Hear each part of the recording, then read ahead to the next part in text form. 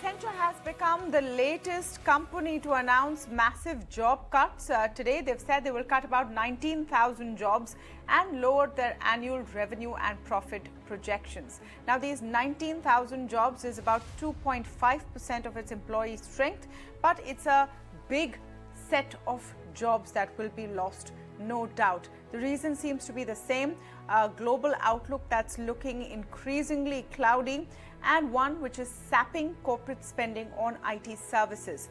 The company also trimmed its annual revenue growth and profit forecasts amidst worries that recession-wary enterprises will cut technology budgets. Now, Accenture's layoffs need to be seen in a larger context. Reports suggest that between October last year and now, at least 500,000 jobs have been laid off in the United States alone, with major companies announcing layoffs. Some of these are impacting India, especially if they're MNCs. So Amazon, Meta, etc. have all laid off, and some cuts have taken place in India as well. What is the overall direction that these job cuts are taking, and will the Accenture decision have a spillover on the Indian IT sector? That's what we're discussing today. But first, let me go across to my colleague Anisha, who's explaining in more detail why Accenture has had to lay off 19,000 people. Well, Accenture came out with its earnings for Q2 FY23, and while the numbers were a tad bit better than expected, there is a bit of moderation that they're talking about in the outlook, and that is why the FY23 guidance has been trimmed quite a bit. Separately, the big headline making rounds is the job cuts that the company has announced to the tune of 19,000. Now, remember, while there was anticipated that there could be some job cuts, it's the quantum of the job cuts which is coming as a surprise, because I spoke with a whole host of analysts and they said that job cuts have been a part and parcel of the sector for the last 2 to 3 quarters. But given the fact this is 2.5% of the total headcount of the company, that's coming as a bit of a surprise. Separately, the company has maintained that almost half of these job cuts will happen in the non-billable corporate functions, which means they're not saying that it's the growth which is slowing down and that's why they are cutting down the jobs. They are saying that they are doing this to better manage their operations as well as reduce costs. So basically, it's not a demand-led job cut coming in, but just to manage its costs. At least that is what the company is saying. They said that they've initiated the actions in Q2, but the job cuts will happen over a course of next 18 months. In the con call as well, there were a couple of questions raised about it, and the management said that headcount in Q2 has remained largely similar to the level that we saw in Q1. In Q3 also, there wouldn't be a big jump or dip happening in the headcount, and they'll look at hiring the additional units only in Q4 going forward. Remember, this has been a trend which we have seen across a lot of companies. It was just Amazon last week which talked about a job cut to the tune of around 9,000 people. Earlier, there have been job cuts from the likes of Facebook, Amazon, and a second round of cuts coming in at a lot of these companies, including Disney. So it's becoming a bit of a contagion effect, and that is what the street is a tad bit worried about. All right, to speak more on this, I'm joined now by Rituparna Chakraborty of TeamLease Services, Aditya Narayan Mishra of Ciel HR Services, and Mohandas Pai of Aarin Capital Partners joining us today on the show. Welcome to all of you, and thank you so much for speaking with us. Mr. Pai, let me begin, with your take on the news which has come in on Accenture's layoffs. Do you see it as part of a bigger picture and a bigger trend, which is what is worrying? No, I think that Accenture is getting ready for any slowdown and softening of revenue growth. Please remember, there are 6 million plus people employed in technology in the United States. If they shed 100,000, 150,000, that's a very small number in the overall nature of things, right? So even for Accenture is 2.5%. And normally in every year, they let go 1.5%, 2% people for bad performance. And last year, they have hired a lot. Please go to the last 2 years' numbers. There's been a huge hiring. So I guess they're getting ready to tighten their belts, to retain profits. And I think, yes, the market certainly has softened. That is true. But I don't think there's any great fear of a great slowdown or negative growth or anything like that. People are getting ready, and that's okay. It will happen many times. It will happen again. No, that's right, Mr. Pai. But when was the last time Accenture has laid off 2.5% all at one go? And they've also said half of this is in non-project kind of roles. Yeah, you must find out. I mean, look, I don't have data, but you must find out when is the last time Accenture hired so many people as they did in the last 2 years? Remember, the last 2 years were high growth areas in the mid-teens for Accenture. They hired a lot of people. I think the last 2 years, they must hired about 150 to 175,000 people, right? That's huge hiring. And when there's huge hiring, you hire in advance. They must be finding that growth is not going to be the same as they have said, as they did when they hired. So they're getting prepared. And also, I think it's a good opportunity when you see a slowdown to just trim the fat and take care of all the overheads and non-billable people that you hired to get ready and tighten a belt. So I think it's a good strategy. All right. So, their revenue projections have slowed down from 8 to 11% to 8 to 10%. So, not a massive slowdown. It's very small.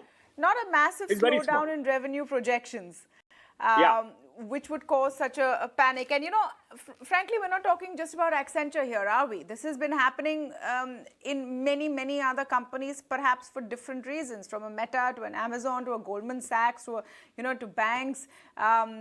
Every kind of company, at least in the United States, is beginning to tighten its belt. Some of it spill over in India as we spoke. Rituparna, do you see this sort of the reasons, the fundamental reasons why Accenture has laid off would be something that will be experienced by other tech companies or IT service companies as well? Do you see that impacting Indian companies? So I think to sum up the reasons, which by and large, give or take here and there, is pretty much the same for most organizations. I think it's the looming apprehension around growing inflation. It is higher interest rates, especially what's happening in the United States. It's overzealous and really aggressive hiring that happened during just after the pandemic, or a little probably the fag end of the pandemic. And yeah, I think it's about anticipation of further disruptions. I think organizations are tightening the belt and to ensure that focuses on sustenance at this point of time and not do anything. Or if there are certain steps and measures that can be taken right now to prevent greater probably disaster in future, is what's happening, to be honest. It's largely preemptive, largely cautionary. And I think you might see this continuing for a while, Tamanna, and that's the outlook. I think we all know about the exposure that the Indian tech industry or even the startup ecosystem had towards SVP and maybe a few other banks here and there in the United States. So I don't think we would be completely unscathed by what's happening in the global scenario, especially when it comes to tech. So SVB is, of course, one part of the story. Global recessionary outlook is another part of the story, and it's sort of perpetuating where consumer demand, consumer outlook is looking a bit muted. Now, Aditya, do you just see this as a resetting, as our other two speakers have said, or is there more to the story? Because what is the requirement of preemptive cuts? Is this also become to some extent about telling investors that we are lean? Yeah, I think so. I think all that has been spoken so far about demand softening and then huge hiring that they had done in anticipation of things turning out to be extremely bright. Today, the reality is not matching. So there is a revenue per FTE coming down, and hence they need to do the cost per FTE adjustments. So the investor sentiments need to be, of course, protected. The company's financials, the financial health needs to be protected. I suspect that what will happen is two things I think could happen as a result of this. And one could be that the replacement of some of these headcount, which is essential, could actually move to some remote places like India from US. That is one possibility. The second is that some of these roles would be replaced by lower cost resources. When the hiring happened during the pandemic, that time the market was extremely hot, and the costs at which companies acquired talent were fairly high. And at this point in time, maybe the realization is that some of those higher cost resources can be replaced by a slightly lower cost resources because the talent market is different right now. So that could also happen eventually, is what I think. Yeah, but this is not just a tech story, or the job losses are not just happening in tech. Goldman Sachs, Morgan Stanley, BlackRock, there is a whole list of companies across sectors which is laying off. So we need to see that context. Mr. Pai, the question I asked Rituparna, what is the Indian sort of impact that you're seeing? Will our IT companies, you think, have to make similarly difficult decisions, or have we not padded up that much in the first place in terms of how many people we hired during the pandemic? Well, I think, they're going slow on hiring. Please remember, in the IT service industry in India, for the last 6 months, people have been cautious. They have postponed the onboarding of young people, and possibly they have weeded out non-performers. They have been cautious, and I think the attrition rates have come down. Remember, just about 2 quarters ago, you're talking about attrition of 20%, right? Now, attrition would have come down, and people would have made commitments in anticipation of higher attrition. That would have come down. See, what will impact and what will be cautious will be the next year's hiring. The hiring for May, June, July, August, that I think will be quite low because they will try to optimize, they'll try to increase utilization, and that will be there. See, the big issue in the United States and globally is about interest rates. If the Fed stops raising interest rates, because right now they raise 25%, they're seeing the impact on the banks by the high interest rates a short period of time. And if they stop raising interest rates, because the inflation is stabilizing in the West, you've seen oil prices come down, supply side challenges are coming down, and they say that we're going to peak, then you'll see market stability. Right now, the market has got spooked by what happened to SVP, what happened to the $620 billion of hole in the securities balance sheet of all the big banks, and how the Fed is going to do. Fed is now giving them, I think, $2 trillion of liquidity, right? They promise them so much of liquidity, right? And all that is coming through. So I think the uncertainty is causing people to be very cautious. And that's why people are not hiring, and people are laying off people who can be shed easily and keeping the guns dry. So I think we have to wait and see what happens. Right now, I won't get too worried. I will just say people are taking precautionary steps to maintain profitability and be lean, which is a good thing to do. No, so, another aspect of this, and something which I asked Rituparna earlier, that it looks good to investors. All of these major companies have seen their stock prices go up when they've announced layoffs. Mark Zuckerberg is calling it the year of efficiency. Everyone wants to display their efficiency.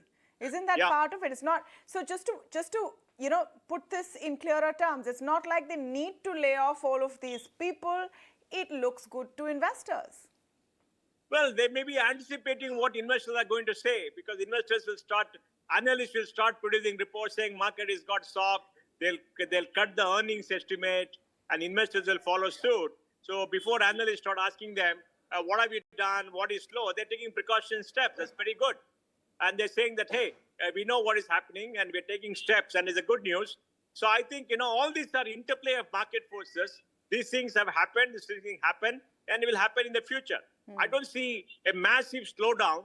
I see softness in the market. I see a great degree of caution, instability in the marketplace, and that is what is caused. Remember, the job numbers in the US are very robust. Yes. Right? Yes. Unemployment is not going up. The job reports are robust. So I think we have to wait and see what happens. There's a lot of flux. That's the beauty of data. It depends on how you want to look at it. Do you want to see as Accenture cuts as 19,000 or 2.5% of workforce? It's up to you. Do you want to see it in the context of other job cuts or not? But the fact is that while we're talking about this from the company, sector, industry, investor point of view, it's also a very human story. Rituparna, there are real people who have been laid off. And in a market where it might not be as easy for them to get another job or an equally good job, what would you advise? There might be a lot of people right now. Accenture is going to do these layoffs over the next 18 months, half of them within the next, 6 months up to August or so. There are people working there right now wondering what's happening, including many in India. true that. I think first and foremost, I think it's very important for us to remind ourselves that we're talking about a sector, and especially I'm not talking about the financial sector and its impact, but I'm talking about the tech sector. While investor concerns is a very relevant point to bring out, but the thing is, there is a genuine case. You know, when demand is there, when there is top line growth happening, there is enough rationale for us to take care of the investors. But here is a situation where top line definitely seems to have been affected for most of these organizations. So it's not that it's just the investors. It's essentially clearly a message that the industry definitely has softened. So we need to remember that. Now, in terms of what do you do? To be honest, Tamanna, and I think in your show and in others, I've repeatedly said that the world is actually becoming increasingly unpredictable. The ups and downs are there, and the impact on human capital is quite instant. Like 6 months back, we're celebrating the amount of hiring that tech is doing. Yeah. And so the tech sector is the one which reacts and responds. So, and now we're talking about a layoff scenario. Who knows? Maybe in another 12 months, we will see that the tech sector is bounced back.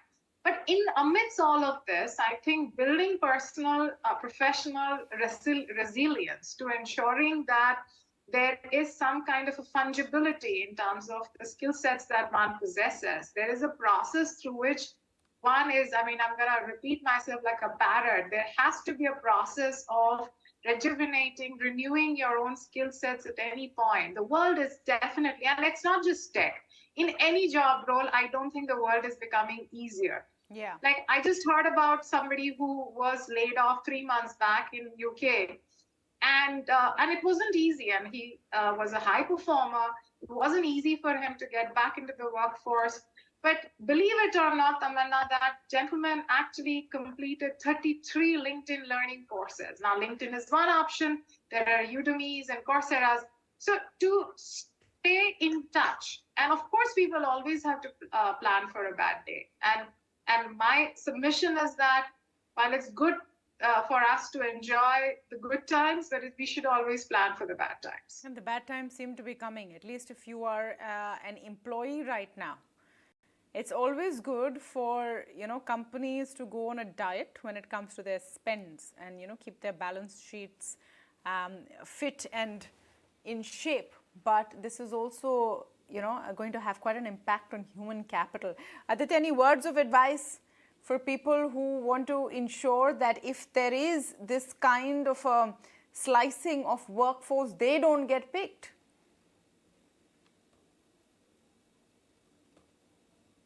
Yeah, I think it's definitely difficult. The first thing to do is that one has to be courageous in accepting, acknowledging what has happened, and then one can then quickly find other alternatives.